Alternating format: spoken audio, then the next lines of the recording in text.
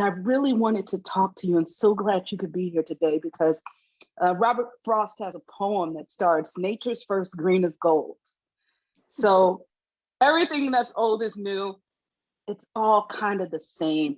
And with the work that you did on the Van Dyke trial, I would love to hear some of your reflections and thoughts about the echoes from those past injustices and those past trials, and how you all and how your office fought through that and got the conviction for that gentleman.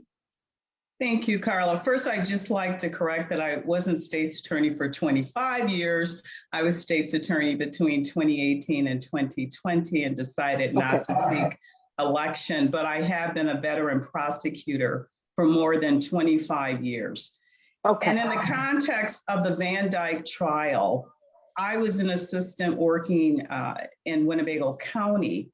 And because there was a conflict with the Cook County State's Attorney at the time, Ms. Fox, the procedure is for the chief judge to solicit another elected official throughout the state to prosecute the case. I can tell you that there were several elected officials that refused to prosecute Jason Van Dyke.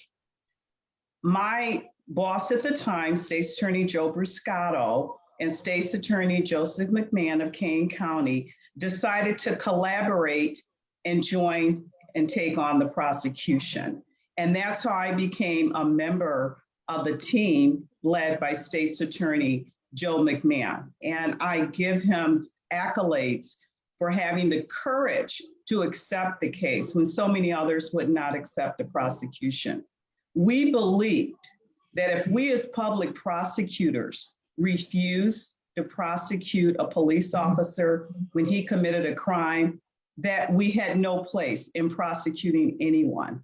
And that was the mindset and philosophy that we had as we garnered to seek a conviction with Jason Van Dyke and to get justice for this child. So was the argument from the prosecutors, from the attorney's offices that did not want to prosecute Van Dyke, what were they saying behind the scenes about the reasons? Behind the scenes, we were hearing that it was because he was a police officer. And period. And they would not prosecute a police officer. My philosophy, along with Joseph McMahon and the other members of the trial team, was that the minute he stepped out of line, he ceased being a police officer and became a murderer. And our philosophy was to prosecute him like we would any other person that was charged with murder. And as you see, we actually went back in and re-indicted him and added additional charges after we were appointed to prosecute the case. Were you shocked that the jury found him guilty? Well, let me explain the procedure. So in Illinois, in order for a jury to find a person guilty of second-degree murder, the state has to first prove first-degree murder. We proved first-degree murder. Then the jury, if the defendant requests a lesser included instruction, has the right to determine whether or not the defendant has presented an affirmative defense. In this case, his affirmative defense was self-defense, or mitigating factors that would reduce the charge of first-degree murder to second-degree murder. Our position was that it was a first-degree murder case. There was no second-degree murder involved, that it was intentional, it was an execution. This child's body was riddled with 16 gunshots, and I mean, almost every organ it was hit. And I can tell you, having prosecuted so many murder cases, these pictures were very hard for me to watch as a veteran prosecutor. And so the jury was given those instructions. The jury determined that Jason Van Dyke was entitled to be convicted of the lesser offense of second-degree murder. Let me fact check something. I heard at the time that Jason Van Dyke was the first police officer in the country to be indicted in that way. and to be found guilty. Is that actually correct? That is what we were told. And in fact, in the city of Chicago, we were told that it had been almost 50 years before a Chicago police officer had ever been charged with first-degree murder. And more importantly, after we received the conviction, a Chicago police officer had not been previously convicted. And I can tell you that behind the scenes, this was not just a regular murder case. There were so many facets involved that we had to contend with during the trial, before the trial, and somewhat after the trial as well, through the sentencing phase of Jason Van Dyke. What do you mean? What facets?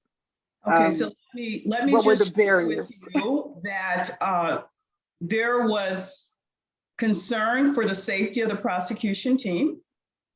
That was very real.